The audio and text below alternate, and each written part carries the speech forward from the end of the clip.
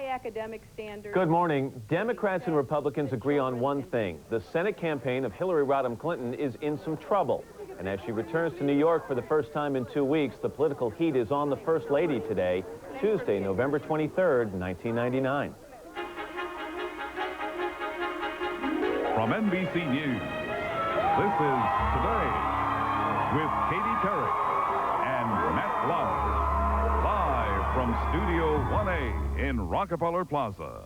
And good morning. Welcome to Today on this Tuesday morning. I'm Matt Lauer. And I'm Katie Couric. I guess the rumor mill has been working overtime in this case, It really has. The unofficial campaign of Hillary Clinton has hit some bumps in the road in the past couple of weeks. And while we're used to hearing Republicans criticizing her, now some Democrats are jumping on the bandwagon and criticizing or questioning her campaign. A recent poll showed that 53% of New Yorkers don't want her to run. So what's all this mean? Maybe nothing, but we'll talk about it in just a few minutes. Matt, it seems that violence is everywhere, but this morning, for a change, we have some good news to report. Violent crime in this country dropped 10% in the first 6 months of the year. We'll try to explain that phenomenon in our first half hour, and then we'll also tell you which states are doing a good job when it comes to dealing with drunk driving. The president of MAD, Carolyn Nunnally, will be here with a report card. Juliana Margulies has some unusual plans for Thanksgiving. She is giving birth to twins, at least her character on ER. I was going to say, not really, no, right? Carol Hathaway is giving birth to twins. We're going to talk to her about that, and we'll ask her why and how she turned down $27 million from the producers of ER for 2 more years of work. Yeah. Also, we've got a very saucy story this morning about the latest fast food war. This one involves Pizza Hut versus Papa John's. Yeah, they're going at it in court. And we'll take you behind the scenes of the Butterball Turkey Hotline. All that and much more coming up. But it's 7:01. Let's head to the news desk and say good morning to Ann. And good morning to you, Matt and Katie, and to all of you this morning. 5 months after it was a war zone, President Clinton arrived in Kosovo this morning. He is there to meet with U.S. troops and to urge reconciliation. This morning, the president spoke to a crowd of thousands, many of them children, in a town once controlled by Serbs. He told them that while NATO won the war, it is up to them to win the peace. You can never forget the injustice that was done to you. No one can force you to forgive what was done to you, but you must try. Later in the day, the president will have an early Thanksgiving dinner with U.S. soldiers who are in Kosovo to keep the peace. 7 people are still hospitalized this morning after a huge chain reaction accident in Colorado on Monday. More than 80 cars and trucks were involved in the accident on Interstate 70, just west of Denver. 2 people were killed in the pileup. Police say fog and snow had reduced visibility to near zero. Today, 2 more funerals will take place in the wake of last week's bonfire collapse at Texas A&M University. Last night, the school's rival, the University of Texas, held a memorial service for the 12 students who died. This instead of the pep rally that was originally planned. The bonfire was being built in advance of this week's football game between the 2 schools. Business groups are threatening lawsuits to fight new workplace rules announced by the government yesterday. OSHA unveiled the rules on Monday, aimed at reducing repetitive motion injuries for the 27 million Americans who work on assembly lines or at computers. The government says the proposals could cost employers about $4 billion a year. Businesses say the cost would be much higher. There was a frightening scene on Monday at a preschool in Paynesville, Ohio, when a 5-year-old boy showed up for class with a loaded gun. Officials say he brought the .22 caliber semi-automatic handgun to show his classmates. The gun apparently belonged to a 16-year-old who lived with the boy. No charges were immediately filed. A new private study is calling for big changes to ease some of the nation's worst traffic spots. According to the American Highway Users Alliance, the worst traffic bottlenecks are in Los Angeles, Houston, Seattle, Boston, and Washington, D.C. In Monday Night Football, the Denver Broncos stunned the Oakland Raiders 27-21. It was a back-and-forth game that went into overtime. Denver won it with a 24-yard touchdown run by Orlando Scary. The Broncos are now 4-7. The Raiders are 5-5. And the great one, Wayne Gretzky, was formally inducted last night into the Hockey Hall of Fame. Considered the greatest hockey player of all time, Gretzky said the game made him feel like a kid every day. I remember saying... It is now 7:04. Let's turn back to Matt Katie now. He still looks like a kid as well. And congratulations to him. What a nice man. I love that Wayne Gretzky. He's a good and guy. his wife's a doll, too. And their children are really cute. A lot of love for you, Wayne, in this His room. parents are cute as a button. And a snappy dresser. That's right. They got a beautiful dog. Let's take a look. A lot of fog in the Northeast, so if you're going to be traveling, check with your airport. Boston and New York City, 1 mile visibility, 3 miles in Washington, D.C. Dense fog advisories, travel delays. Snow moves into the upper plains today. Heavy thunderstorms in the Mississippi Valley. Wet weather in the northwest. Showers along the southeastern Atlantic coast. And again, fog here in the northeast. Hopefully will burn off later today. That's what's going on around the country. Here's what's happening in your neck of the woods.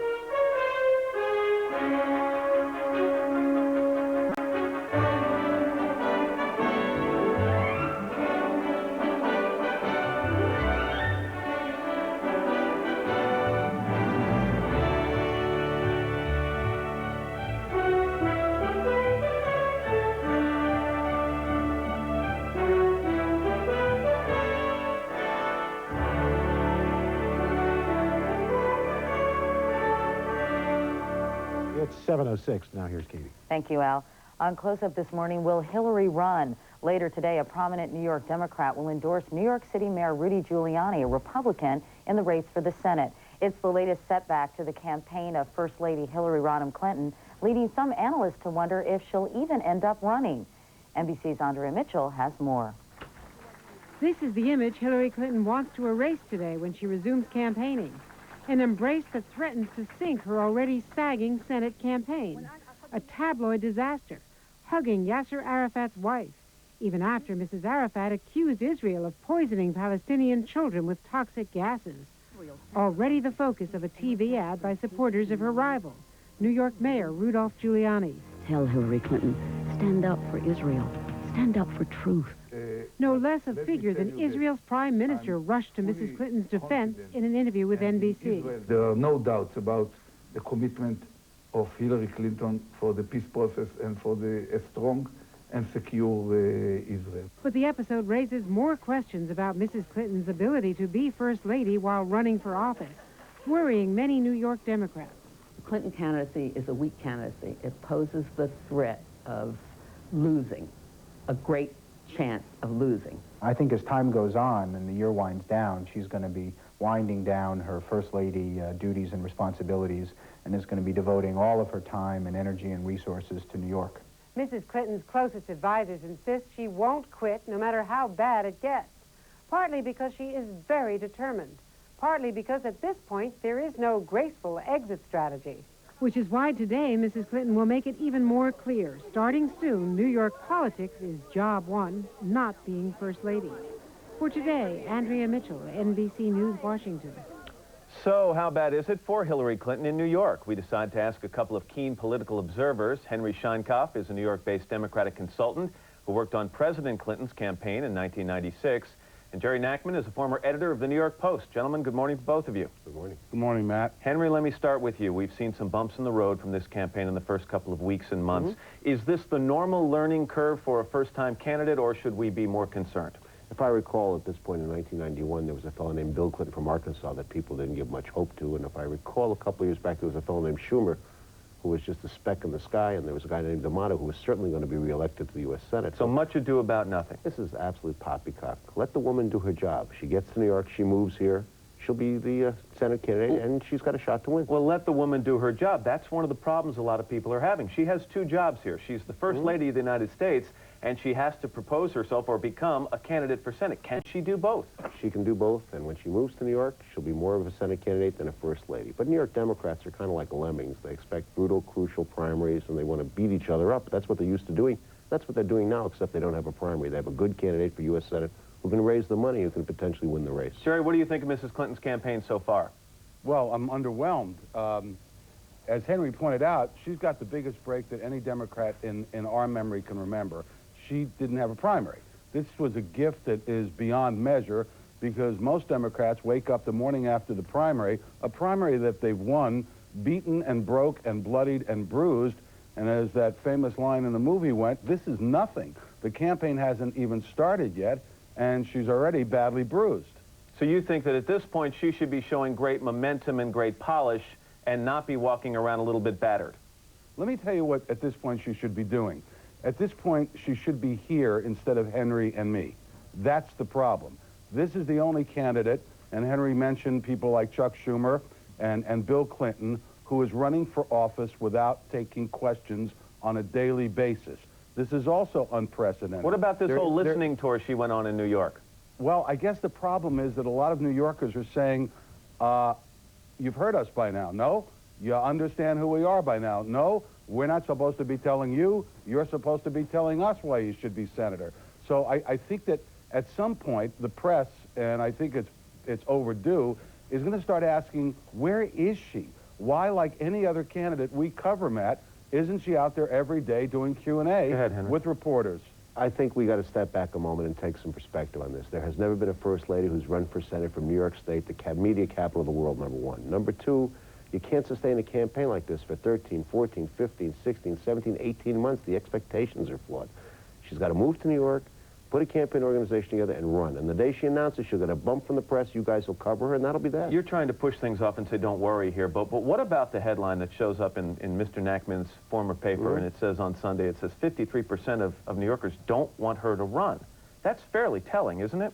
53% of New Yorkers polled by the New York Post that have never been favorable to any Democrat that I can recall in recent memory, except for Ed Koch. I wouldn't hold that as the barrier upon which we make decisions as Democrats, frankly. Jerry, do you think she's in a position right now, Mrs. Clinton, I don't mean to call her she, Mrs. Clinton is in a position right now where even if she decided that she didn't want to run, there's no graceful way out of this? Well, you know, I could write the speech for her. I think the speech that she could give would go something like this. For 25 years, my husband and I have been involved in politics and public policy. The way things worked out, he was the front man, and I was the one who stayed in the smoke-filled rooms when we allowed smoking in those rooms. And now I decided to put a toe in the water, and I've determined that electoral politics is not the way I want to go. I don't like it, I don't like what it's become in America, and it's not the way I want to serve. Henry, that's her exit strategy. You'd write a different speech, I'd write a different speech, which is, let's go forward and win the Senate race. We're now less than a year away from the Senate race. Come on, the campaign is next November. That's the election day. And this is ridiculous. What's happened is that the press and the media, because they got to cover a mega celebrity versus celebrity, have pushed up the timetable to a ridiculous point of time. That's ridiculous.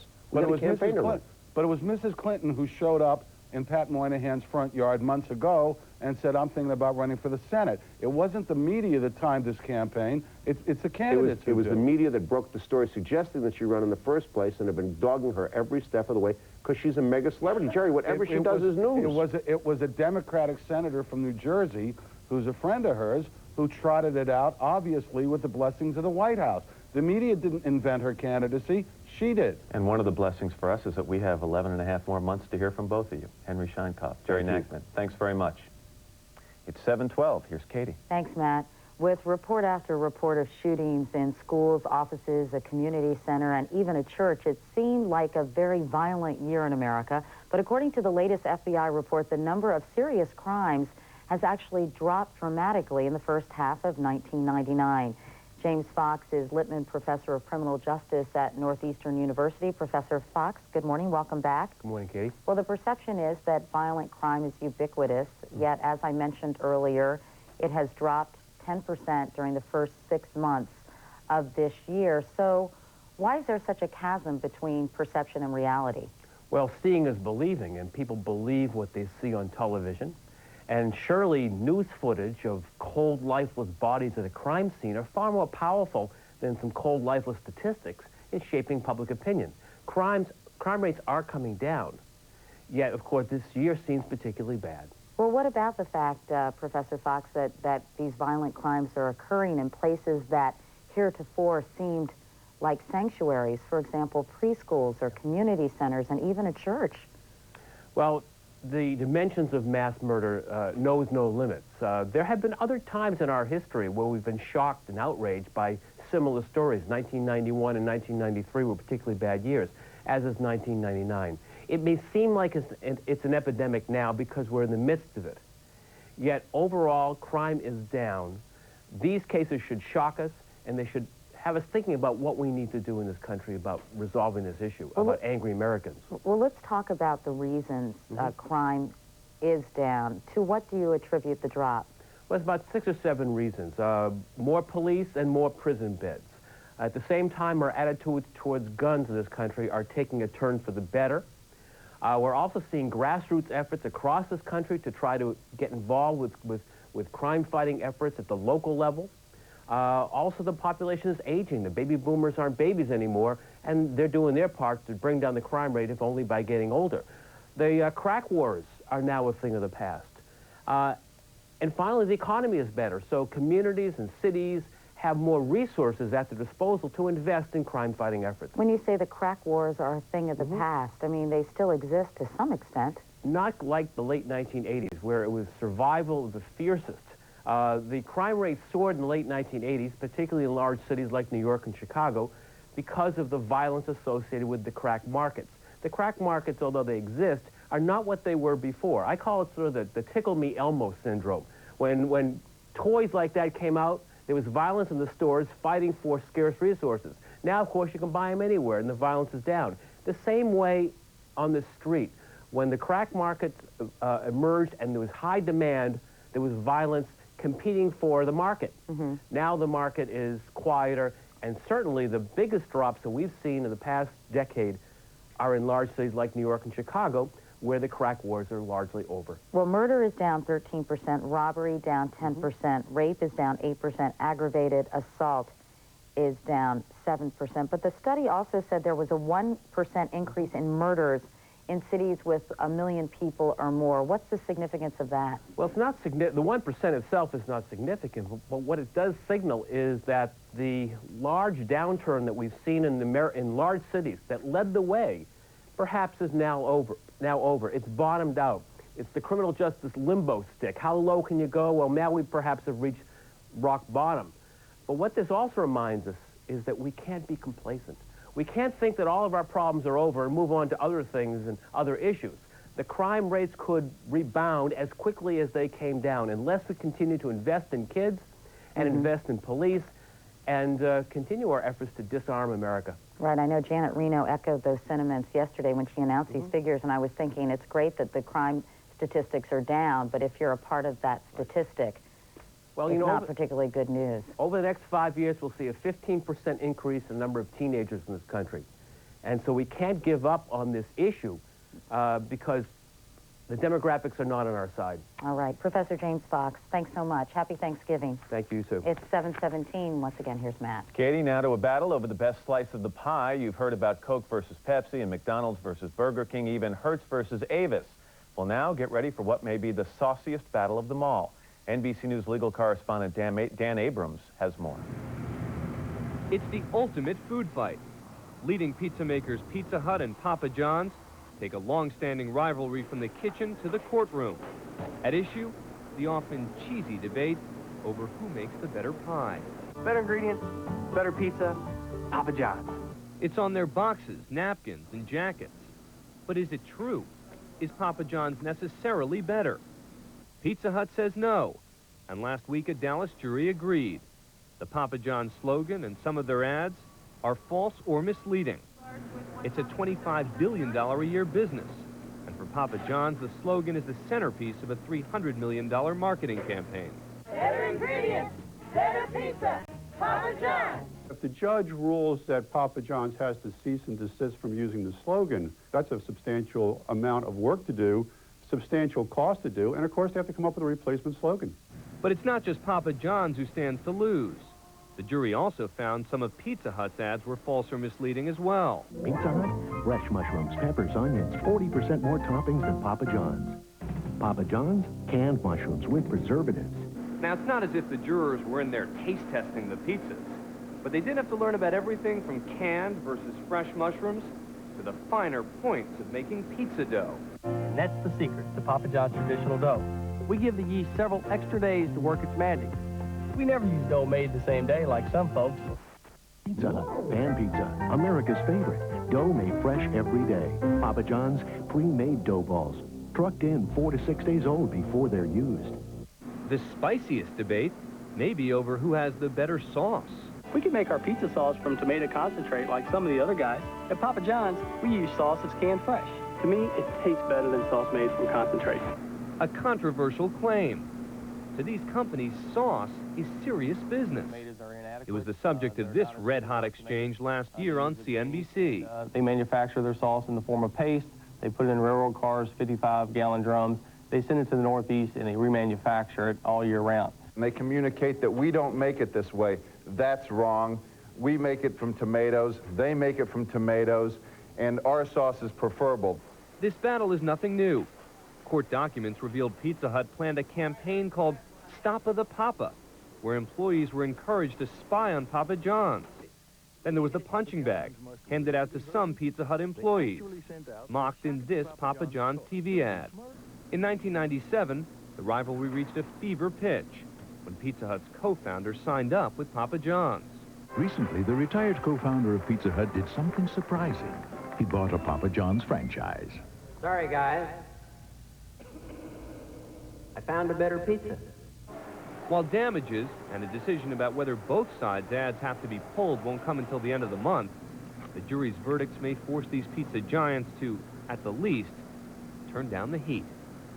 For today, Dan Abrams, NBC News, New York. By the way, a gag order imposed by the judge has prevented any of the parties from speaking until the case is concluded. It's 7:21. This is Today on NBC. Just a routine mission. Let's go. But they ended up in the 60s. Hey, who to stop, man? The only way home is through the Stargate. But it hasn't been discovered yet. Oh, my God. Stargate, tonight at 7:30. Mom, was the hair dryer in your room? Take the car keys. I'm not going to next to the phone. To make your life easier, we've made a washing machine that's so intelligent it can sense what kind of clothes you're washing. All you have to do is tell it how dirty they are. I'm glad someone in this house can think for themselves. The Quantum Intuitive Washer from Fisher & Paykel. For all your roofing needs, see the Roofing Centre, Hobart, Launceston and Devonport. For Colorbond roofing, metal fascia, gutters, flashings and roof curving, all cut to length with installation available. All our products are manufactured from quality BHP Colorbond steel. Also suppliers of ACI insulation, Skydome skylights and Amberlite roofing products. The Roofing Centre is Tasmanian owned and operated and is Tasmania's leading supplier of steel roofing products for builders and home handymen. The Roofing Centre, everything for your roof under one roof.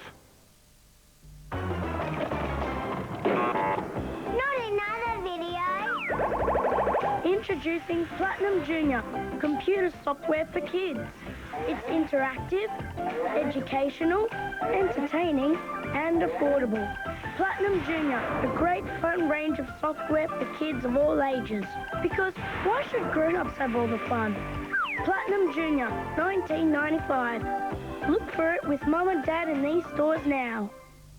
Many would rather forget it. The decade style forgot. Brown is your color. From the creators of Third Rock comes a swell new comedy. That's brilliant. They're no breaks. Super. That 70s show coming soon. Coming up, ER star Juliana Margulies talks about Thursday night's special episode. And why she turned down $27 million. Thursday. Look at this. It's tragedy. That reminds me, well, we're out of ricotta cheese. Because Jack's having a fat I haven't worked out in 2 days. I got busted at the gym. For what? Feeling something other than the burn? Will and Grace, 8 o'clock Thursday. When you're ready to use treated pine, choose the one that's proven and guaranteed to last. Ozpine. It's the traditional treated pine that's been around for over 50 years. And used throughout Tasmania with complete peace of mind for landscaping, barbecues, decks, playgrounds and buildings. In fact, for any worthwhile purpose. Ozpine, traditional treated pine. It'll be around for a long time. There's one. Yum. Ready to pan some more gold? It looks like real gold. McCain potato nuggets, crisp and golden, outside light and fluffy inside. Ah, McCain, you've done it again. When you need a Visa card, check account, access card, savings or term investment accounts, a personal loan, business accounts, online banking, or a low-interest home loan, you can bank on Bass and Equitable. They're part of our community.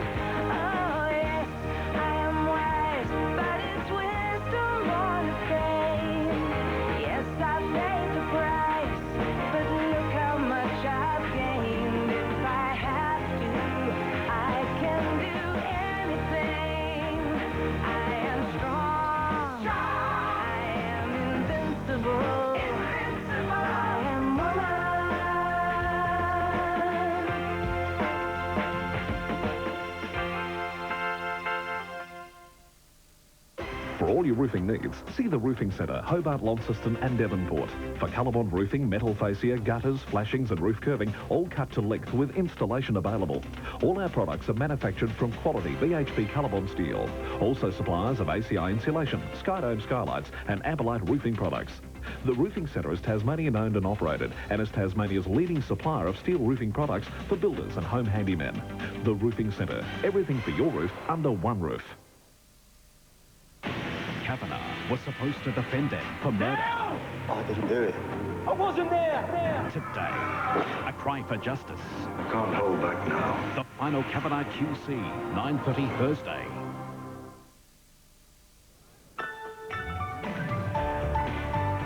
We're back at 7:30 on this Tuesday morning. It's the 23rd day of November, 1999. Thank you very much. Time wow, this is so scary.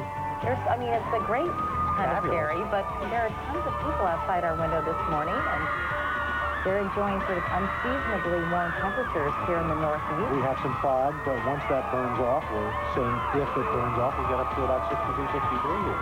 I think there are a lot of Macy's Thanksgiving Day Parade participants out there, don't you? Yeah, you still sticking with your forecast for Thanksgiving? Very early morning shower, and then temperatures of about 55 degrees. Which is nice. Yeah. When you say very early, what do you mean by that? 9 o'clock, around there. No. I'm hoping by around 7 a.m. it's over. Which would be perfect, since we'll be broadcasting from... Because last year was a little soggy. It was a little soggy, not for us, but for the people in the parade especially. Right. Anyway, we digress. Back inside Studio 1A, I'm Katie Couric, along with Matt Lauer and Al Roker. And coming up in this half hour, we're going to be talking about drunk driving. Despite great strides in focusing attention on the deadly mix of drinking and driving, Mothers Against Drunk Driving has given the nation an overall grade of only C+ in dealing with the deadly combination. We'll see how your state ranks, and we'll be talking with the president of MAD about that in just a few minutes. Matt? Also, how would you be able to give up earning $27 million for only 2 years' work? Well, that's what actress Juliana Margulies is doing. She'll be along to tell us about her decision and also about the special episode of ER that comes up on Thanksgiving night. That's when Nurse Hathaway gives birth to those twins. It should be very exciting. I don't get a chance to watch ER very much anymore because it's on so late, but I love her character, too. Question is, will George Clooney come back and be there for the birth? Yeah, I hope so. They are his children. Yeah. They are. Well, he better. Doug, right? Is that his name? Doug Ross. We're so chatty. Maybe it's just me. Right. Anyway, we've got a lot to get to, but first we have the morning's news headlines, and here again is Ann. All right, thanks a lot, Katie. This morning, people in parts of the Rockies are digging out from their first major snowfall of the season, and it was a deadly snowfall. In Golden, Colorado, a car spun out of control in snow and fog on Interstate 70, and that triggered a chain reaction pileup involving 83 vehicles. 2 people died in the crash, 29 others were hurt, 1 critically. Last night, a memorial service in Texas for the 12 students killed in last week's bonfire collapse at Texas A&M University. The service was held at the school's rival, the University of Texas. Today, funerals will be held for 2 more of the victims. President Clinton got a rousing welcome when he arrived in Kosovo this morning. Speaking to thousands of ethnic Albanians, he appealed for an end to reprisals against the Serbs. Later today, he will eat a pre-Thanksgiving meal with U.S. troops stationed in Kosovo. The Pentagon's largest survey ever on the subject of race has found widespread problems. It says that minorities in the military are generally more pessimistic about their chance of getting promoted than are whites. And 75% of blacks and other minorities say they have experienced racially offensive behavior. Now, here's Tom Brokaw with a look at what's coming up tonight on NBC Nightly News. Thanks, Ann. Tonight, the family and what some experts are calling the fountain of youth, how older and younger Americans are going online and learning to reconnect with each other. Why some are calling it a cure-all for the better holiday season. That story and more tonight. Ann? All right, Tom, thank you. It is now 7:33 and time for the weather and Al. Today's weather is brought to you by Cotton Incorporated. Cotton, the fabric of our lives. My golly, we've got a big crowd out here, and I'm guessing cheerleaders. I'm guessing are you guys marching in the Macy's first? Yeah, all of you? I'm sorry, say again? Can we do back handspring? Can you do a handspring? Yeah, back handspring right there. A handspring right there? Yeah. Well, I don't know if we can or not. Come on, Oh, come on, please. Well, we'll try to get you over while we do the weather, okay? Let's see. Let's do the weather and see if we can get them over. Mark, why don't you try to help them over as we show you our satellite radar, and we've got snow moving into the northern plains, 5 inches of the stuff. As we move into the day today, look for that snow to spread into the upper Midwest, fog here in the Northeast, showers and snow showers in the Northwest, and some wet weather as you work your way into the Southeast. Okay, they're over the barricades. You ready to do this thing? Yeah. Okay, here we go. Ahead. I don't want to hit you, though. What, pardon? I don't want to hit you, though. Okay, I'll get out of the way. Okay. There they go. There's one. All righty, and here's another one. Whoa! Whoa! It's amazing, ladies and gentlemen. And their hands never left their feet. All right, where are you guys from? We're from Florida. All right, where they spring much higher in Florida. All right, that's what's going on in our country. Here's what's happening in your neck of the woods.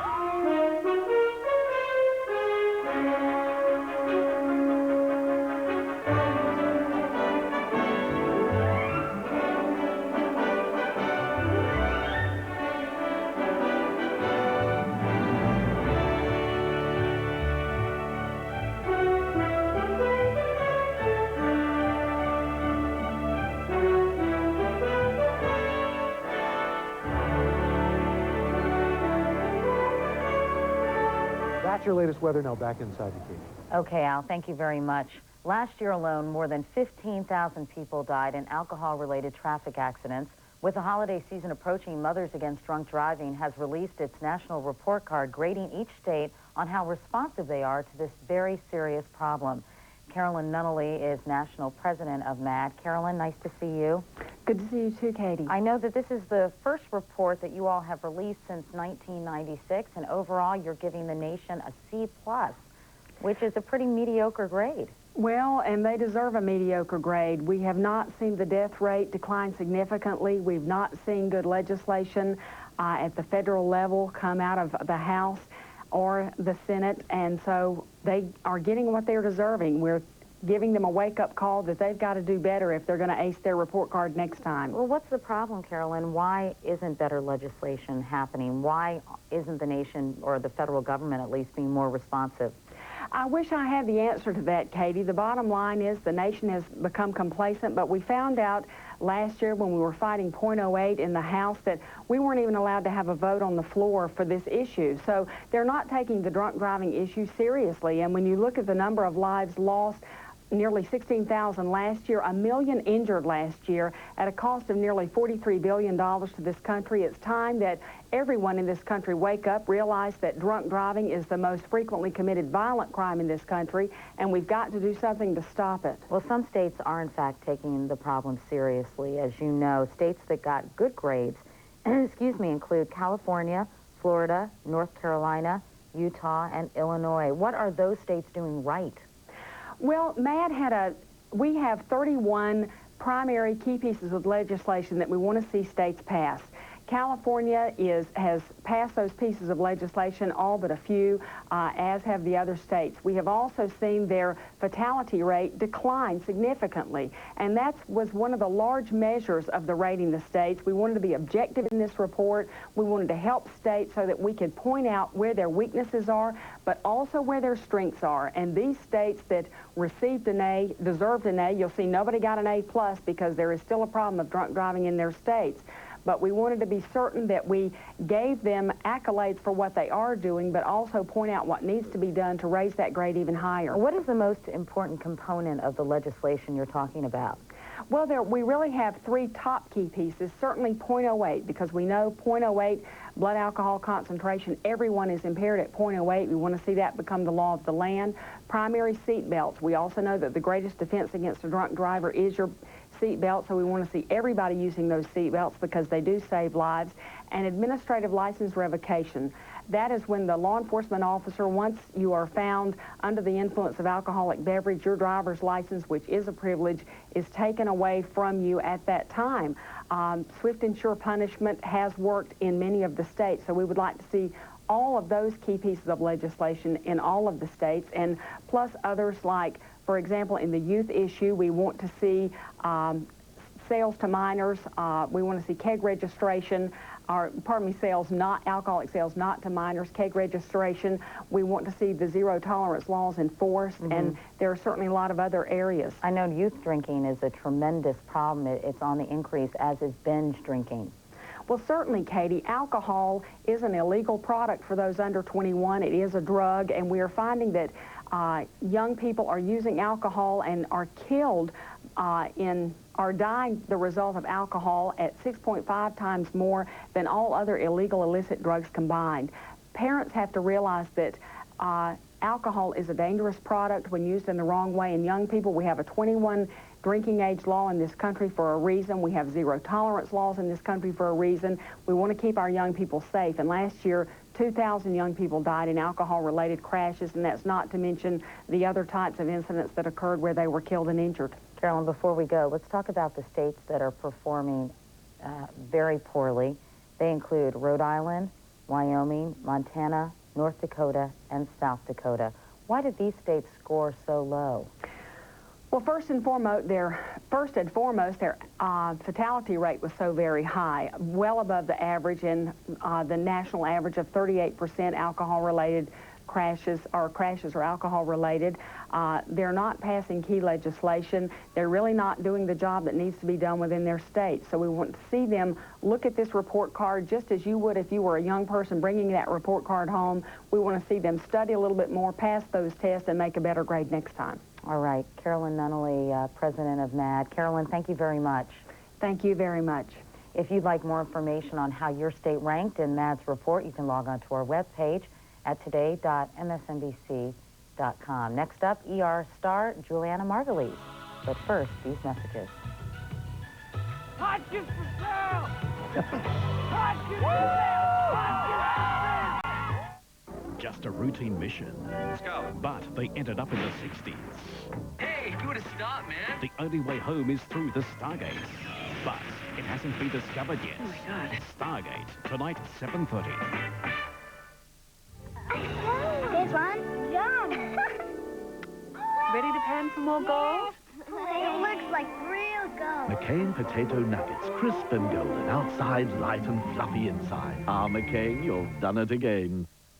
I am woman, hear me roar. Your number's too big to ignore. And I know too much to go back and pretend. Oh, yes, I am wise, but it's wisdom born of pain.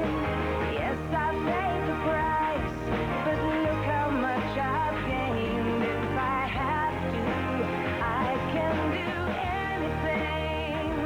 I am strong. I am invincible. I am woman.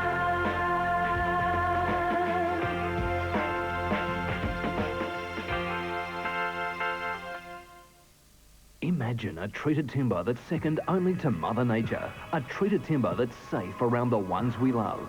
Then discover new French Piney. French Piney is treated pine timber that will provide long-term protection, but best of all, it contains no chromium or arsenic, which makes it very friendly to the environment. Grown from Tasmania's renewable pine plantations, French Piney is easy to work with and is the safest treated timber on the market today. When you want a treated timber that's accepted around the world, demand French Piney.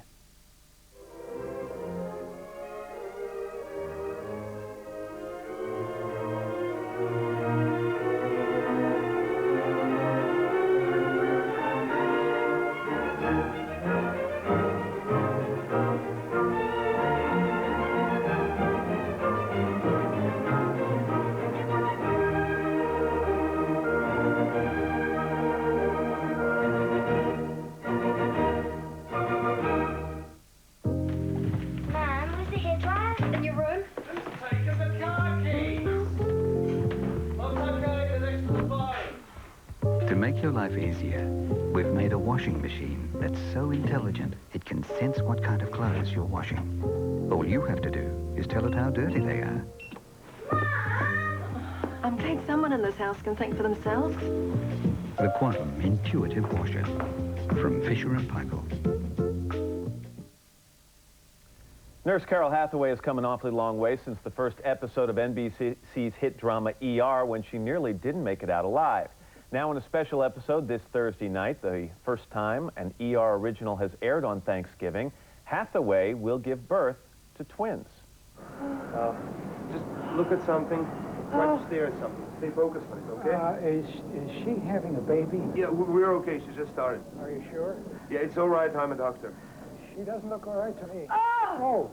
I think I better pull the emergency cord. No. That stops the train. Well, she needs help. No, we only have to go one stop. It's okay. Better to be safe. No, don't pull the cord. The sign says pull cord in case of emergency. No, this isn't that kind of emergency. Police, fire, medical emergency. Don't pull the damn cord! Oh! Juliana Margulies, of course, plays Nurse Hathaway. Great to see you. Thank you. Welcome back. This has to be fun for an actress because, I mean, a labor scene like that is not what you get to do every day. No, it was exhilarating, actually. I mean, not just once, but twice I go into labor. So I was bearing down basically for 15 hours a day for 2 weeks. We follow a lot of work. We follow the pregnancy. Are you happy to have the pregnancy over in terms of the acting role, or was it fun? Are you happy to get the pad out from under the blouse, so to speak? I'm thrilled. Yeah? Exactly, that's what it was. Get the pad out from under the blouse. 3 months, 3.5 months I wore it. And it's exhausting to walk around, you know, completely shifting your body and trying to sort of find new muscles and having a stronger back for it. I really have sympathy for, I don't have children of my own, and now I have so much more respect for women who have had children. One of the questions that came up here in the studio before the show is, will Doug Ross, who Dr. Doug Ross is the father of Nurse Hathaway's children. That's right. Doug Ross, of course, played by George Clooney. Does he make an appearance for the birth? Well, now, if I told you that, I'd ruin the whole surprise, But you'd be wouldn't I? my best friend. In all honesty, I think Doug will be coming back hopefully at the end of the season to get me, but he doesn't appear. Okay, fair enough. And thanks for the honesty. And it's because of my character. It's her fault. He keeps calling and she keeps saying, I'm not ready. So he's not a deadbeat dad? He is not a deadbeat dad. dad. I think that's really important that people know that. Let's talk about the show as we move on from here. Obviously, a lot of changes. George Clooney left, and there have been other people who left. You've now announced that at the end of this season, which is the 2000 season, through April, I think, you're not coming back. Well, actually, it's funny. You know, I announced it last year. Right. I mean, it's been known for a long time. But then it heated up a little bit. Well, it heated up because people found out somehow how much money was at stake. Can I say but the numbers? It really wasn't a big deal until everyone No, it's found a big deal. out. No, it's a big deal. Let me say how big a deal it is. $27 million to come back for 2 years of shows. 2 more years after this one, right? Right. I don't know a lot of people who could have easily walked away from that. Well, it wasn't easy. I mean, it took me 1.5 years to make the decision. But ultimately, my contract was up. I've done 6 years on an amazing show, and I love the character like she's, you know, she's my other half. And I love everyone on the show, and it was just time to move on. And I had to really, it's not about the money. And perhaps the best thing is that it's so unusual to be at a place in your life where you have the confidence and the ability to walk away from something like that. Well, you know, it's not as if I'm walking away saying, and now I'm going to do this. I don't know what I'm going to do in the future. I don't know what my future holds. I've never had any sort of grand illusions of suddenly, you know, and now I'm going to jump into this arena. It's 6 years on a show. I've done my time, and I've had an amazing time. Was there no opportunity to do the show, continue the show, and grow in other areas at the same time, or is this just all-consuming? It's an all-consuming schedule, and I'm ready to move on. And if this is how I made the decision. If there was no money, forget money. Just make the decision. Do you want to stay and do the character for another 2 years, or do you need to move on? And I needed to move on, money or no money. And I know it's hard for people to understand that, and I'm flattered that people are so interested. But you can't always make decisions based on monetary things. Otherwise, I think you're not staying true to your heart. Do you have any input, or do you have any ideas on how you'd like to see Nurse Hathaway leave the show? I really would love to see her leave with the Doug Ross character, because I think those two characters just are meant to be together. Who do you mean leave? So he swoops in on the white horse and they ride off in the sunset? Yeah, we were sort of thinking after? George and I were talking about it. It's like, it should be one of those, you know, an officer and a gentleman where he just picks her up and walks out the hallway. But I don't think that's going to happen because it's ER after all. I don't know. It'd be really nice for him to be able to come and get me. One of the things that's it's amazing about this is that when you look back at the first episode, you were almost a character who didn't continue. Right.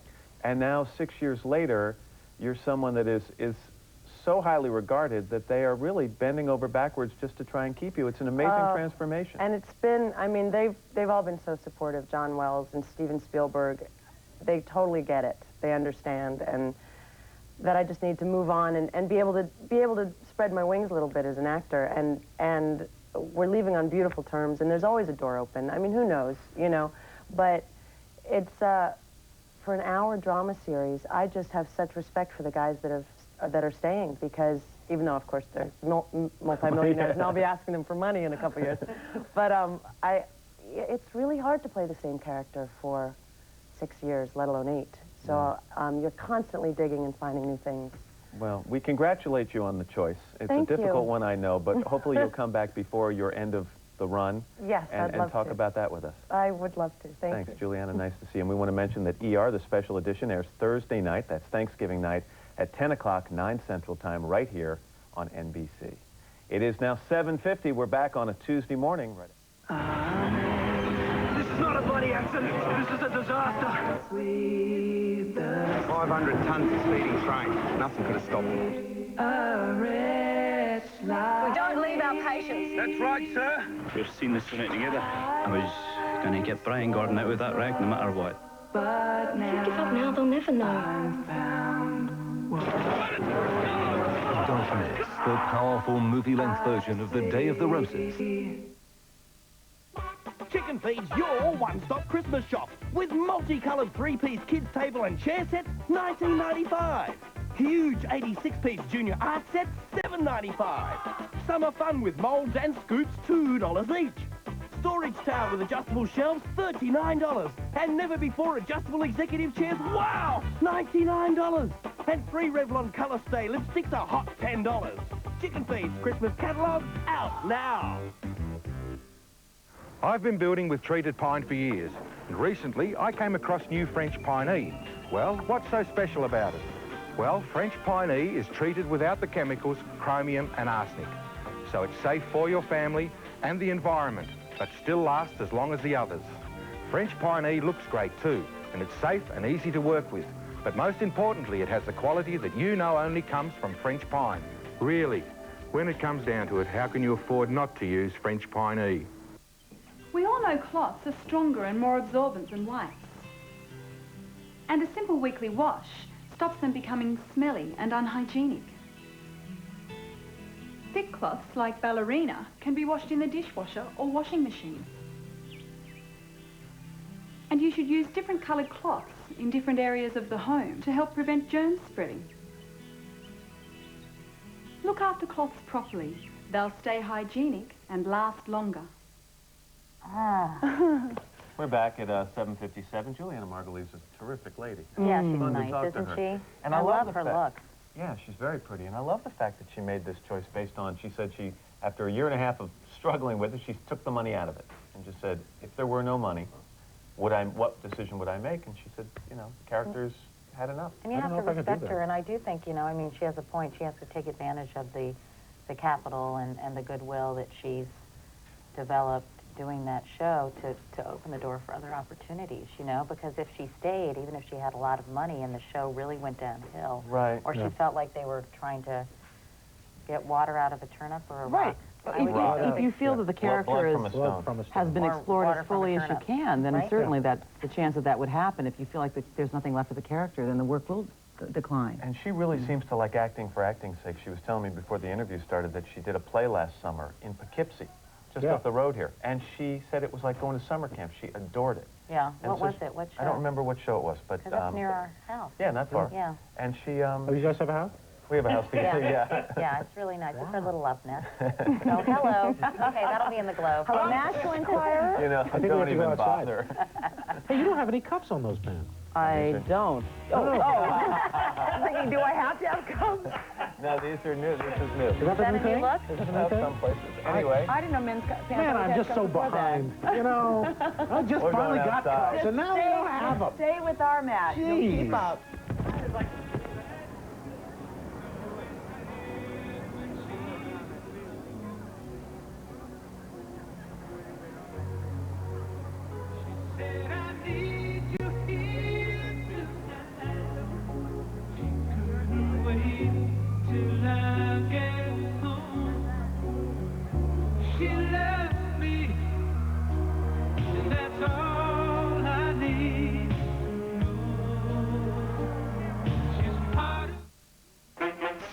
think you're ready for the summer surf.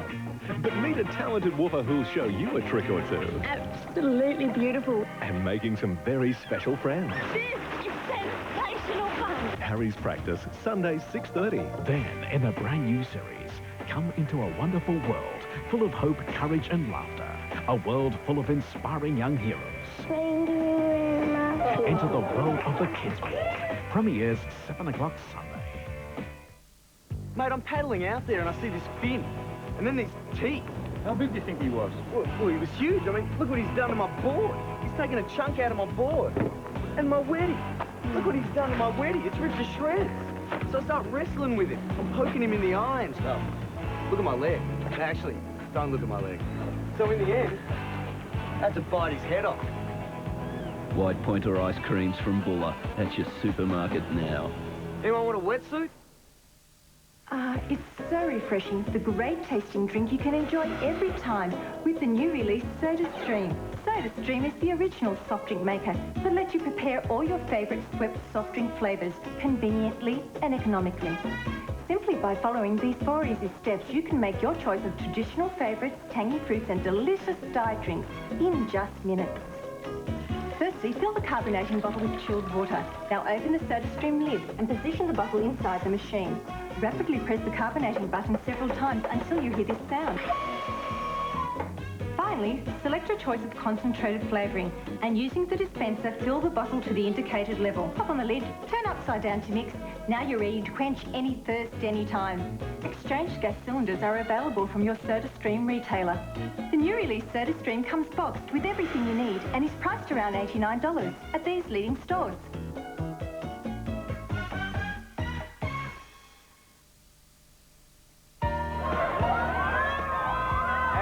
Back at 8 o'clock on this Tuesday morning. It's the 23rd day of November, 1999. And I have to tell you, we've got one of the best crowds outside Studio 1A that we have ever had in a holiday mood. Many of these people obviously in town for the Macy's Thanksgiving Day Parade, which comes up Thursday morning. The ones with the pom-poms for sure, right? That's the first clue, yeah.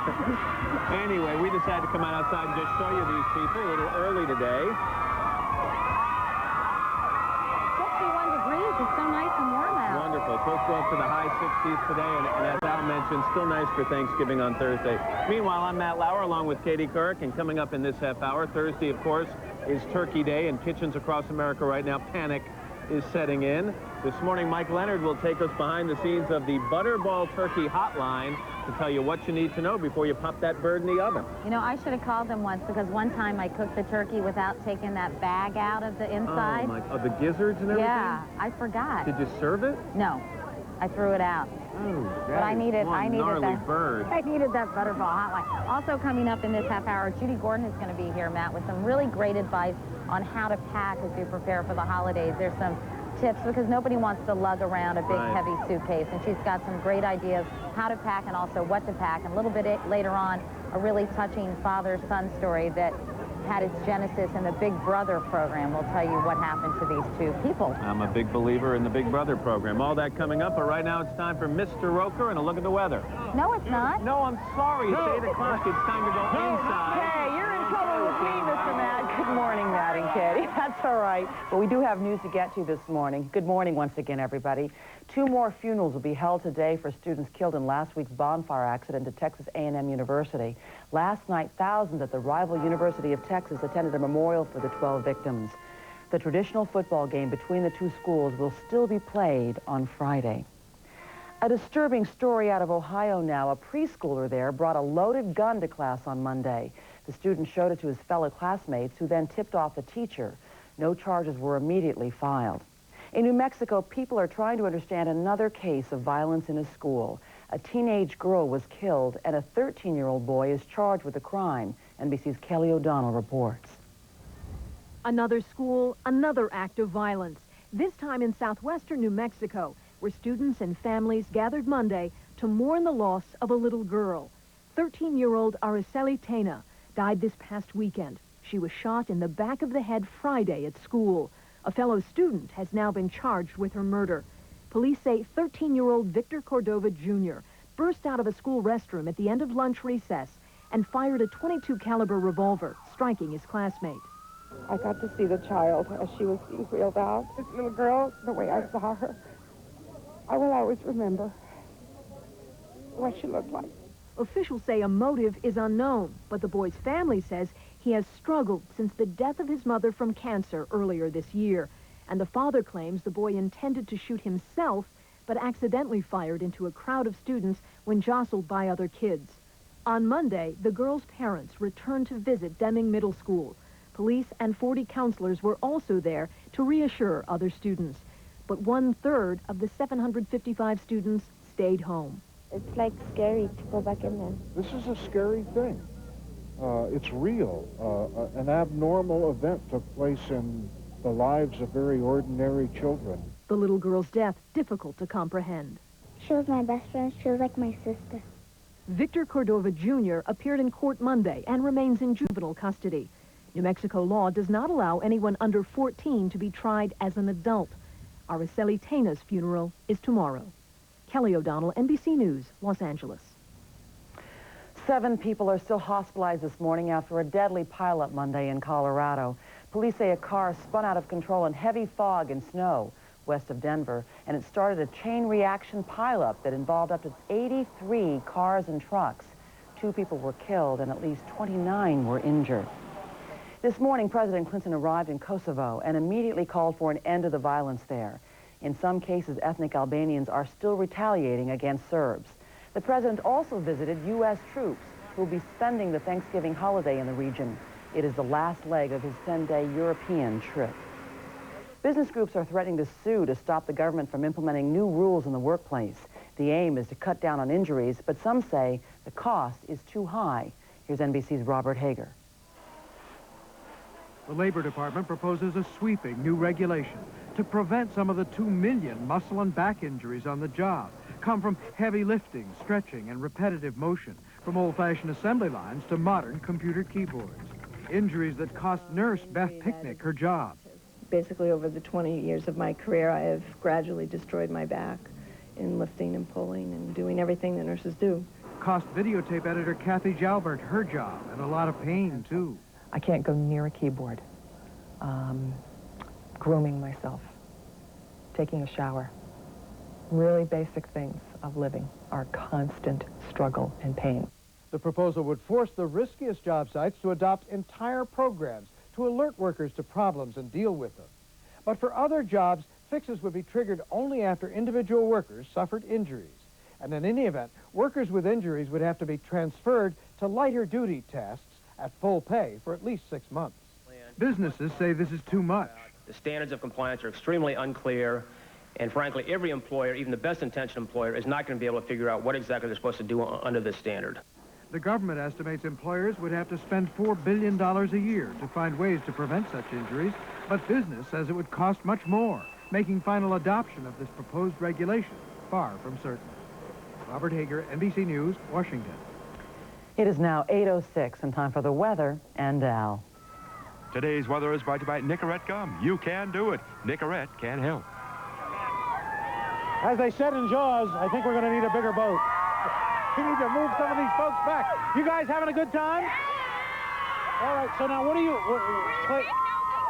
Take notes. We're the Take Note Performing Chorus from Cape Coral, Florida. And what are you guys doing in town? We're going to be in the Macy's Day Parade. Oh, well, that's We're the only middle school in the parade. The only middle school? Yeah. Well, you should be proud. That's great. Good to see you guys. And, of course, we've got some folks over here from... You guys from Texas? Yes.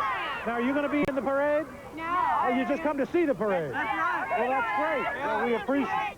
Well, thank you for coming down. Hope you're having a good time. Let's check your weather, find out what's going on.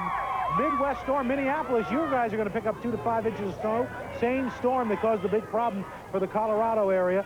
And you can see we've got wet weather along the southeastern Atlantic coast. Northwest looks wet as well. Fog here in the northeast. Gorgeous in the southwest. Chilly in Denver. 36 degrees for a high today. Fog here in the northeast. 69 in Cleveland, Ohio, where my parents are spending Thanksgiving. That's what's going on around the country. Here's what's happening in your neck of the woods.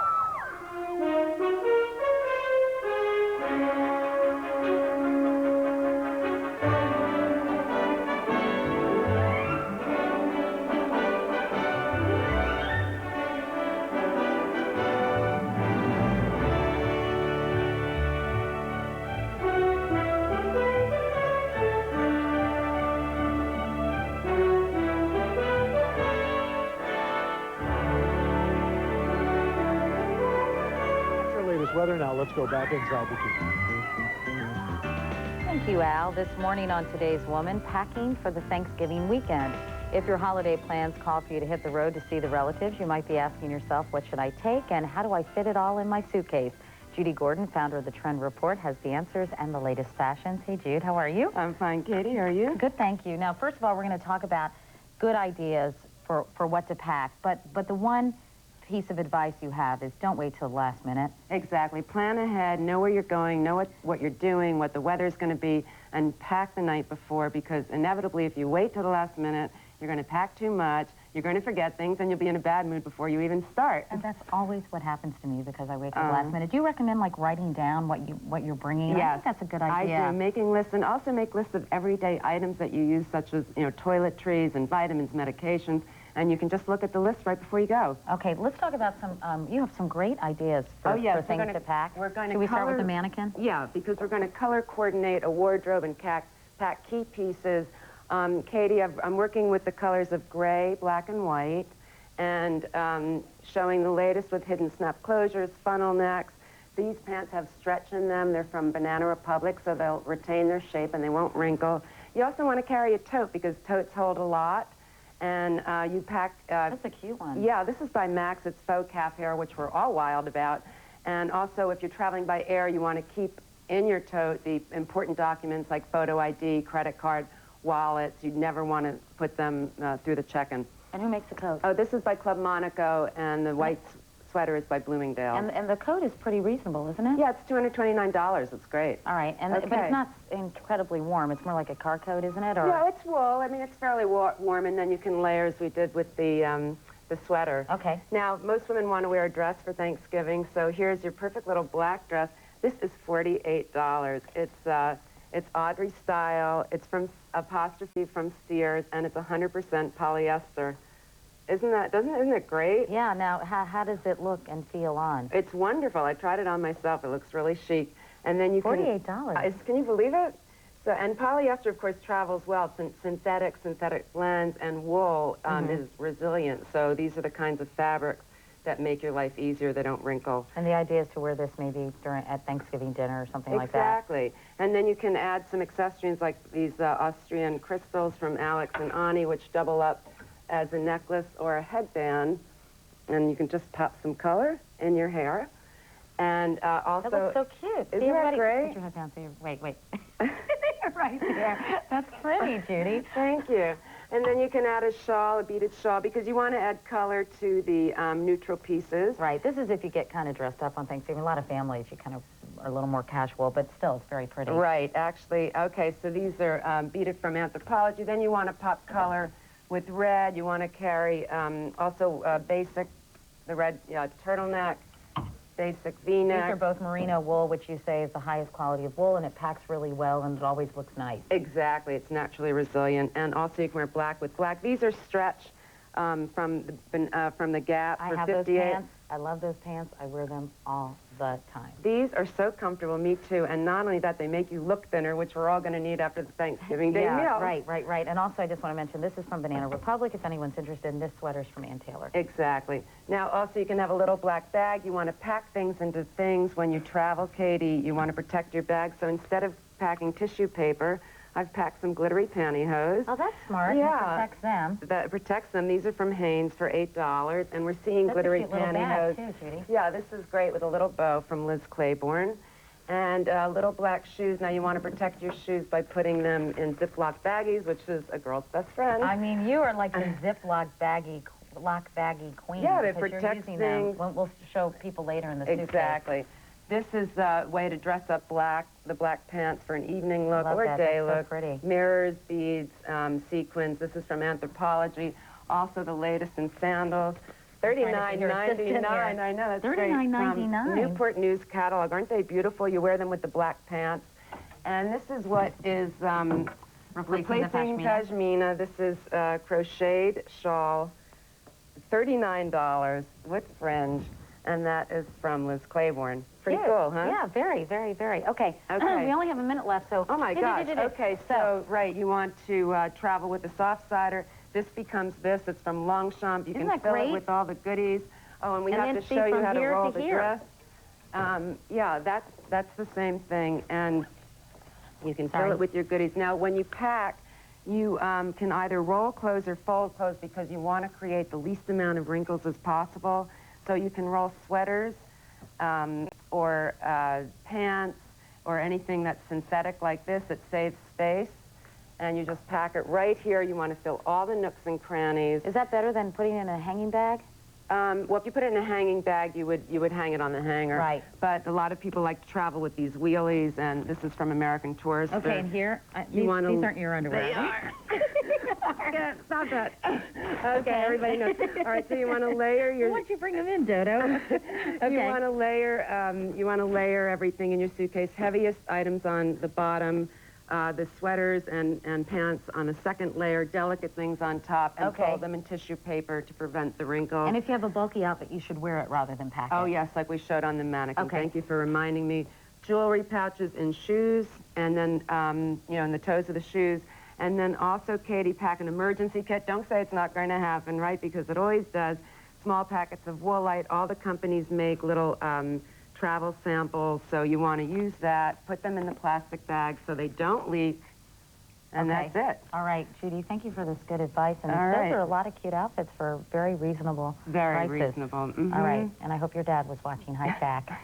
Judy's dad always watches. Thank Anyway, you. thanks, Judy. Next Happy up, Thanksgiving. Yeah, same to you. A behind-the-scenes look at the Butterball Turkey Hotline. But first, these messages.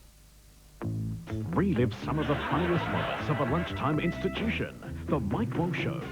All the regulars, plus a cast of national and international celebrities. Guaranteed to be a total carry-on. Southern Cross tonight.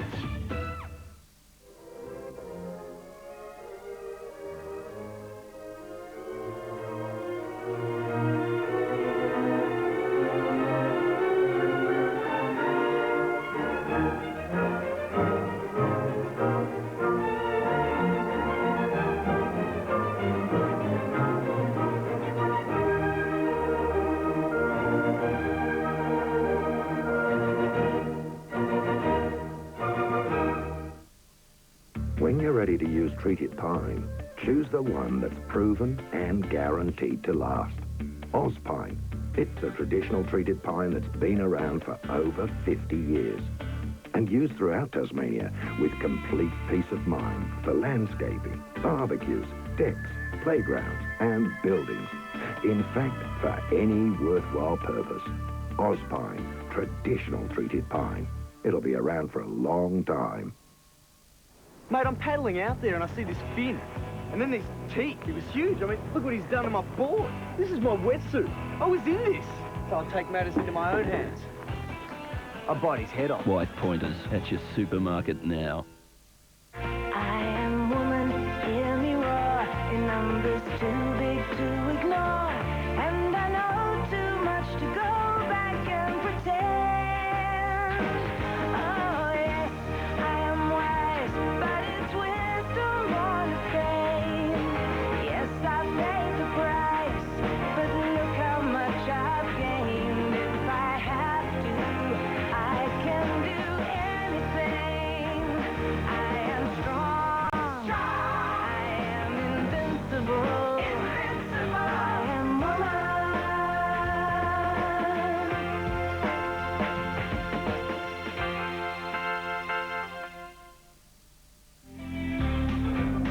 Every week on Leonard's Look, our Mike Leonard takes a look at some American slice of life. And this morning, just 2 days before Thanksgiving, Mike is ready to talk turkey.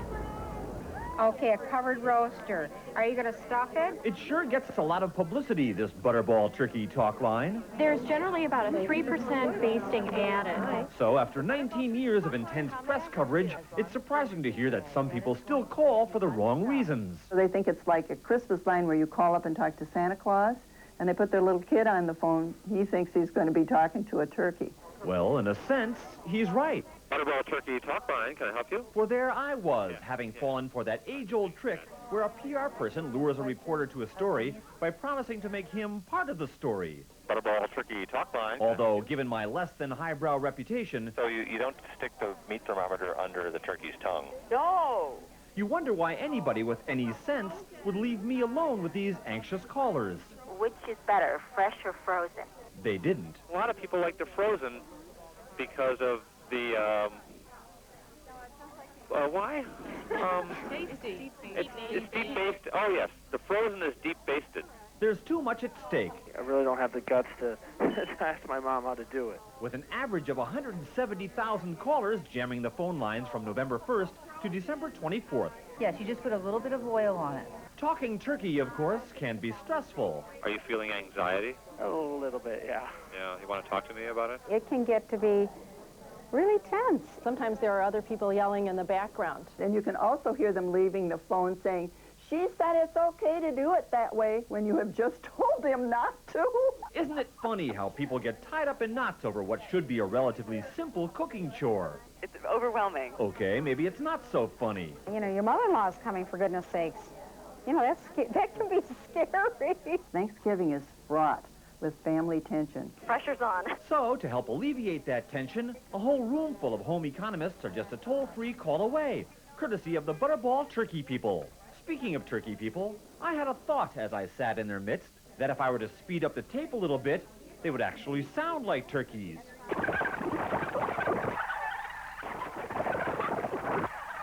Coincidence? I think not. I also didn't want to think about my day at Butterball University. So there are two primary ways to thaw a turkey. Training ground for all talk line personnel, and until now, off limits to all reporters. 30 minutes per pound in cold water. Cold water. My trouble began, however, when I tried to drop the class on giblets. That's part of training. So you have to look at it. You have to look at it. Yeah, they were kind of icky looking. That, by the way, is the voice of my mother, a woman who never wanted a life in the kitchen, No, I hated it. I wanted to be a gym teacher. but settled instead for a life of turkey destruction. Oh, you're still alive, for God's sakes. I didn't kill you. Do you think I'm the one who should be giving advice? Absolutely not. You know where the peas always ended up? Where? In your nose. Sorry, I was just trying to block out the smell of those giblets. For today, Mike Leonard, NBC News, Downers Grove, Illinois. The liver is very much softer. It's 8:21. We're back on a Tuesday morning, but first, this is Today on NBC. Like most kids, I grew up with the sound of music.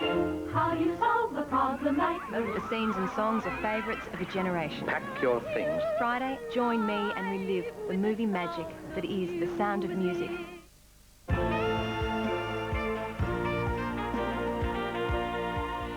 Guys, check out the classiest phone sex in town. Real Aussie girls, real fun. 1-900-10-6000. It's live, one-on-one or two-on-one. It's phone sex. It's fun. It's wicked. It's whatever you want. Pick up the phone and call us now. Or see us live on the web. If you love songs from Ally McBeal, get ready to do it all again with Heart and Soul, all new songs from Ally McBeal. Featuring more hit songs from the hit TV series. Baby, don't you break my heart slow. You'll laugh, dance and cry with Heart and Soul, all new songs from Ally McBeal. Everything you watch on commercial television is covered by a code of practice. The code relates to program classification, commercials, and news and current affairs. If you see something you think breaches the code, lodge a written complaint with the station on which you saw it. If you're unhappy with their response, you can refer the complaint to the Australian Broadcasting Authority. To get a copy of the code, contact the Federation of Australian Commercial Television Stations, to which this station belongs. We want to remind you real quickly that beginning Monday, November 29th, we'll start collecting new, unused toys to give to needy children all across the country. It is the 6th annual Today Show toy drive, and people have been so generous in years past, and we just want you to know we're expecting the same this year. That's right. A lot of the organizations that we donate these toys to don't receive any other form of outside help. So, as Katie mentioned in the past, the people who've come down to the studio have been awfully generous. We hope you'll continue to do that this year. We're very proud of what we've accomplished. So everybody, when you come by the show, bring yourself and bring a toy, too. We have much more ahead on this Tuesday morning, but first, these messages from the local news. What's happening in Los Angeles that brings thousands of people to the hottest training center in the country? Here's a hint. On any given day, you can find people named Sinbad, Carmen Electra, or Shaq doing it. It focuses on a man named Billy Blanks and his brilliant fitness creation called Thai Bo. Thai from the Korean word for foot and Bo for the word boxing. Whether your goal is to lose weight, strengthen, tone, or get an awesome cardio workout, Billy Blanks has created a new standard in fitness that's fun, high energy, burns fat, and most of all, gets results. It works. If you want to see changes, it'll happen right away with Thai Bo. Big hips running my family, so I saw the hips slimming down, so I'm like, thank you, God. We finally found something that works. It gives me spirit, it gives me confidence, it gives me an emotional feeling that I can't even explain. I walk down the street, I'm like, yeah, I can just do anything. It's like empowering. When I first started, I weighed about 245 pounds, and I lost 40 pounds in about 3 months. I'm a better father, and I'm a better husband, and if my family was here, they would tell you the same thing. I came to the gym about a year ago now, and I was 178 pounds. I was desperate. I mean, I had tried a lot of different workouts. I had tried a lot of different diets, different plans, and tried tons of different stuff. And this is a workout that you just love, and you just want to stick with it. I lost 45 pounds, 33 inches. I've maintained it now consistently for almost a year. And people that haven't seen me in a while, especially, are going, you look great, you look different, what's going on? And I tell everybody, I'm going to Thai Bo. So if you got the will, I got the way. Thai Bo. Call Telemall on 133 222 now to get your Thai Bo video library for just 4 payments of $49.99, and you'll receive this workout bag and water bottle for a limited time. So to lose weight, get fit, have fun, and be strong, call 133 222. Call now. We're back on this really nice Tuesday morning, 61 degrees, and I wanted to say a quick hi to these young people. What's your name? Megan. Megan. And? Brittany. Brittany and? Matt. And? Mark. Hi, guys. What are you all doing here in New York? We came here for a band trip. Oh, for a band trip? Are you all performing in the parade, or are you all just here for a separate trip? In the Philadelphia parade. In the Philadelphia Yes. parade. Where are you from? Newton, Illinois, the Newton Marching Eagles. Oh, good for you. What instrument do you play? These are just chaperone kids. Oh, really? Where are the band members? They're all circled around Oh, here. they are? Yes. Oh, well, Come on, Newton band! how many kids? About 180 in the band. High school students? band. Oh, good. Well, welcome to New York. Have a great time in Philadelphia, and have a great Thanksgiving. Thanks for stopping by, Matt. Katie, over here, I'm not sure whether this lady told me that she is hot stuff from Louisiana or she's brought me hot stuff from Louisiana. Which is it? Well, both, I think. Tell me what you brought here. We brought you a sampling of good Cajun hot stuff from the hot state of Louisiana. Where in Louisiana are you from? From Acadiana, Kaplan. The food is great there, Wonderful, isn't it? Well, wonderful. thank you very much. I'll share this with the folks, okay? Thank you. What's your Thank name? you. Ann. Nice. Can I say hi to my daughter, Chantal? I love you. You just did. Thanks very much. Now, what are you folks doing here? Okay. Wait. Where are you from? From Newton, Illinois. Now, you took 6 buses for 18 hours to get here? Yep. Because you're here for the parade? You betcha. What are you doing in the parade? We're going to march and play. What's the name of the band? Newton Marching Eagles. Well, congratulations and good luck to you. All right? Is Al down there, Al? Huh? Well, aren't we supposed to go to Katie? Oh, we did Katie? Okay. Well, where are you guys from? Cape Coral, Florida. Cape Coral, Florida. Yeah. And you're almost... What? You're going to poke her eye out with that thing. And you guys are a chorus? Yeah. We're taking on. We're going to be in the Macy's Day Parade. What are you going to do in the parade? America Sings the opening. Oh, that's great. And ending. Wow, that's pretty fabulous. And we got some folks over here. Some of these jumping around people. Hi, where are you guys from? We're from Tampa, Florida. Yeah? Southern California. That's great. Okay. Well, goodbye, everybody. Thanks for coming. Drive safely.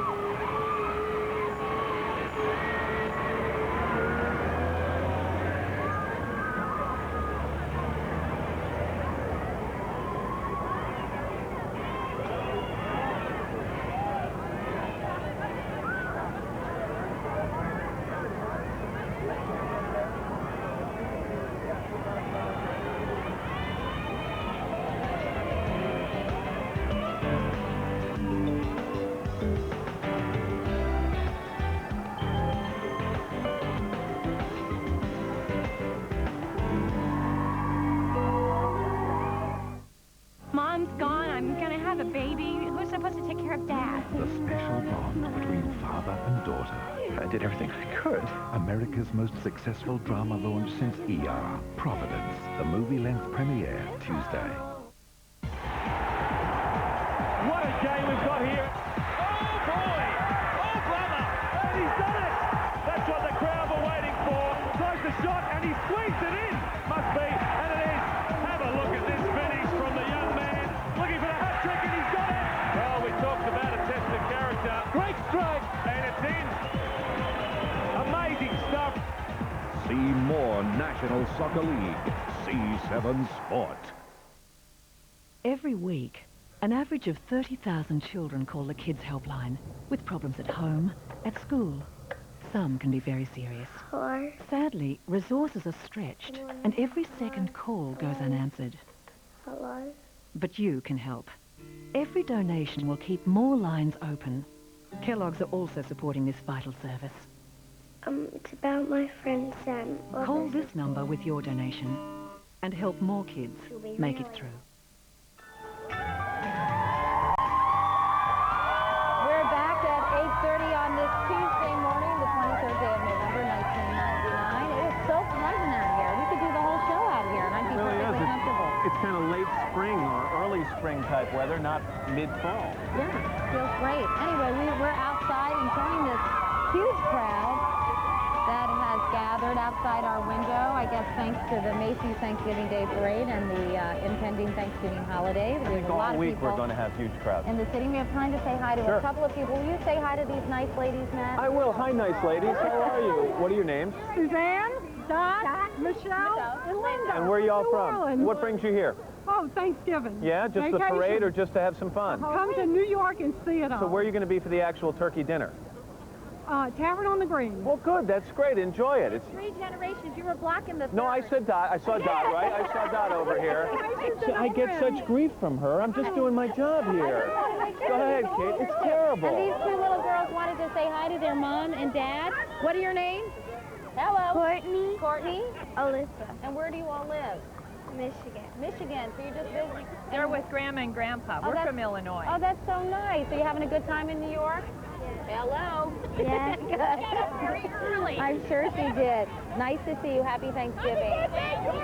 Coming up in this half hour, when people come to New York for Thanksgiving, in case I don't have time to go to the Metropolitan Museum of Art, there's an incredible exhibition of art from the golden age of Egyptian art. I know. Jamie Gangel's going to put together a little preview of that for you, and we'll show it to you in just a few minutes. I've been dying to get over to that I'd like exhibit. to see it Have too. you seen it yet? No, I haven't yet. Also coming up, we have a really heartwarming Big Brother, little brother story about 2 people who hooked up thanks to the Big Brothers program 16 years ago, and the young man's father had abandoned him, and he was taken under the wing of an older man who has now adopted him. So it's a really lovely story. Great. Okay, all that coming up. But first, now I think I'm correct. We'll have a check of the weather from Al. Today's weather is brought to you by Cotton Incorporated. Cotton, the fabric of our lives. And it is a lovely morning here, and we've got folks here who brought down palm trees. Why the palm trees? We are from Cape Coral, Florida, and our girls are performing in the Macy's Parade in the American Sing. All right, well, that's great. Yes, we talked to them last half hour. Yes. All right, and I see some folks down here who it says they're just married. My gosh, that is... And as a bonus, I see a baby. Wow. Well, now, you guys just got married? Yes, we did. What are your names? Shannon. And Doug. And where are you guys from? Fort Myers, Florida. Well, thank you for coming down. When'd you get married? Saturday. Oh, so this is your honeymoon? Yes. Cool. All right. And then look over here. Hi. We got somebody who's trying to stay away. Yeah, a lot of excitement Having with a him. little trouble. A lot of excitement. Who's this? This is Scott Ryan. How old is He's Scott? 7 months old. My And he's really God. excited, as you can tell. And he's gone, ladies and gentlemen. Yes, another riveted audience. I'm excited. Let's check your weather, find out what's going on. And for today, you can see lots of clouds moving their way across the midsection of the country. In fact, for Thanksgiving, rain around the Great Lakes, showers end early here in New York, and then fairly mild. Wet weather in the Northwest all the way into the Rockies with windy conditions. That's what's going on around the country. Here's what's happening in your neck of the woods.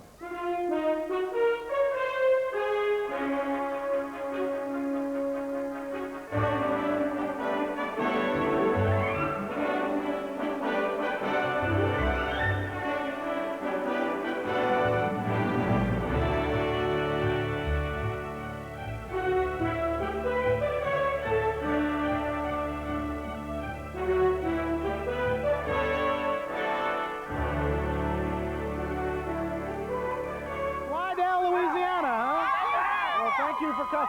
It's a down under. Oh, it's kind of upside down and like that. That's very cute. We like that. All right, let's head on down to Washington, D.C. at the Smithsonian Institution. And another institution, Uncle Willard Scott.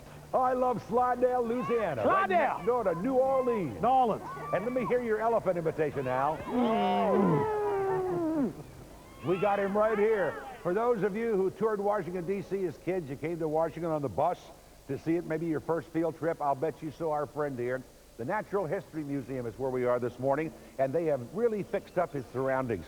Our friend, affectionately known by the kids all over America as Henry, has been here for 40 years.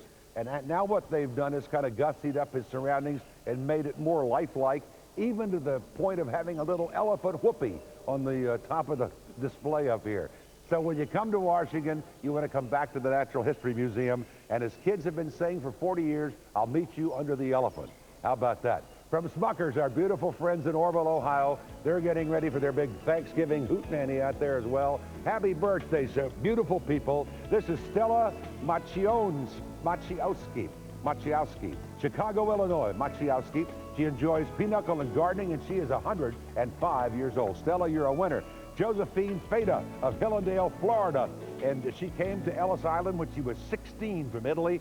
Secret for long life is faith and family, and you can't beat the combination. Henrietta Crowder of Shreveport, Louisiana, 105, makes the best yeast rolls in the world, and I'll bet she'll have them for Thanksgiving, and they are like my grandma. Mary Grant of Kinston, North Carolina, raised 10 children, likes watching birds and making quilts, and she is 108. Eloise Pursley of Fall River Mills, California, independent and likes to watch the soap. She is 100. And finally, Henry Mickelson of Duluth, Minnesota, the whole Duluth and nothing but Duluth, 102. He retired at age 84 and bowled until he was 96, and he still plays the harmonica. So you come see us in Washington, D.C., and enjoy the Macy Parade in New York on Thursday, the greatest show on earth. I hope they had Henry the Elephant there. They'd be wise to do so. Now here's Matt Beck in little old New York City. All right, Willard, thanks very much. Coming up, we'll have a touching father and son tale, but first, this is Today on NBC. See, I did it. I did it. I did it.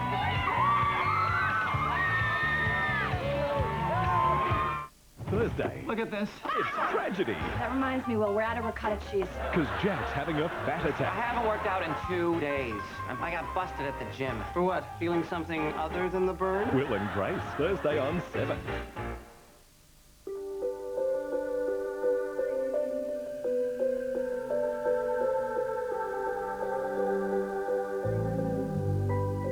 As we go through life, we gain experience with every passing year.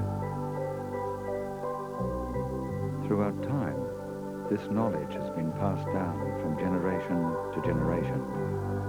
And while younger people may carry the human race forward, it's the older people who light the way. So of all the things we ever learn, remember, there's no such thing as old, just older. Authorized by the Commonwealth Government, Canberra. Who do you believe should be our next Australian of the Year? Channel 7 and the Australia Day Council invite you to nominate your choice by phoning this number for nomination forms and have your say for the 2000 Australian of the Year.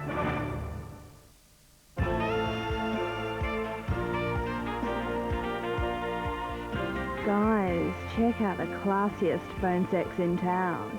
Real Aussie girls, real fun.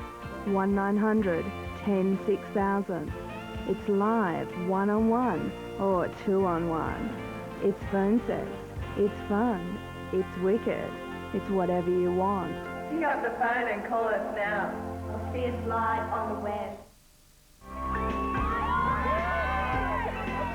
When John Sias and Christopher McMullen were paired by their local Big Brother organization back in 1983, neither could have imagined the extraordinary relationship they would build. But earlier this year, John, age 69, legally adopted 25-year-old Chris as his son.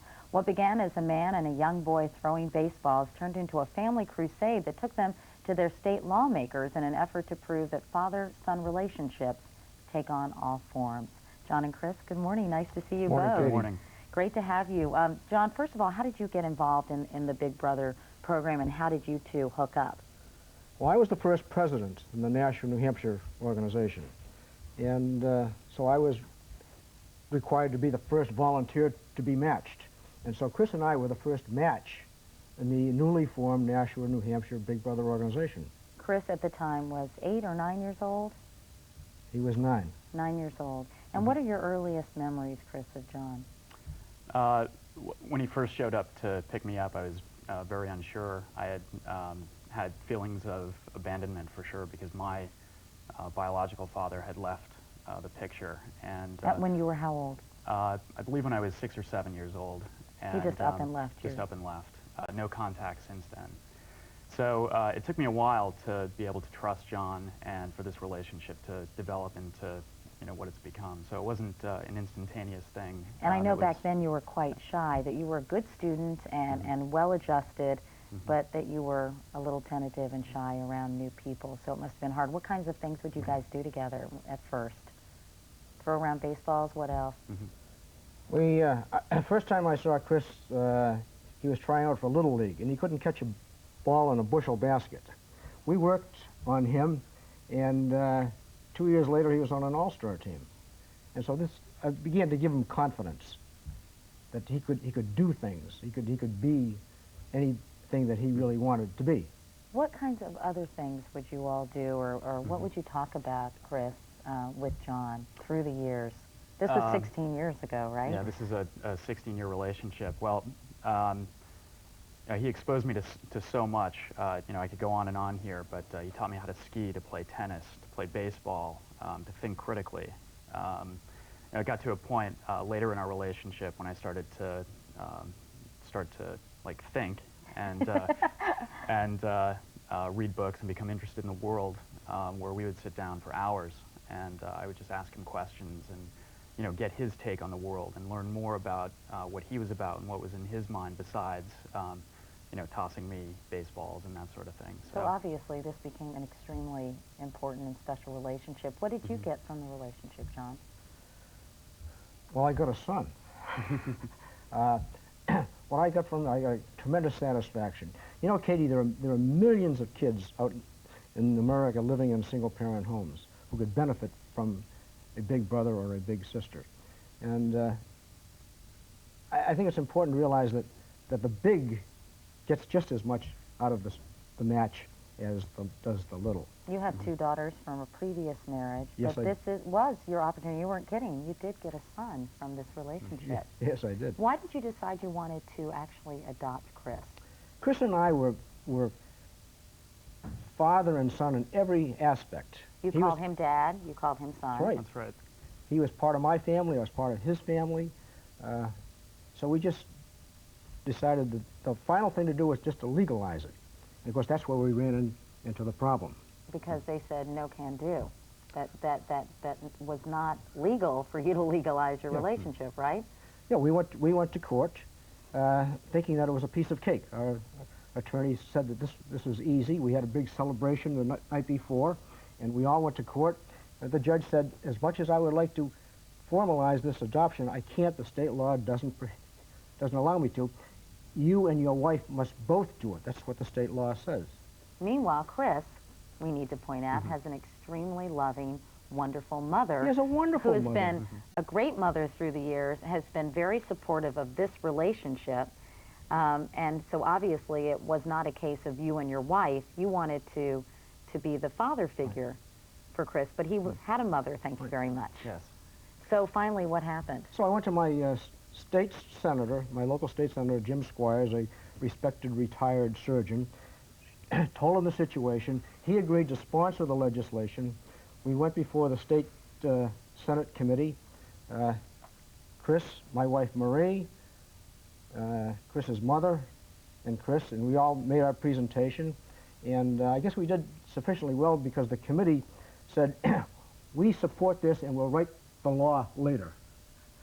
And a similar situation happened when we went before the House committee. Although I was not able, I was out of the state, but Chris carried the ball, and 2 or 3 weeks later, the House voted for this.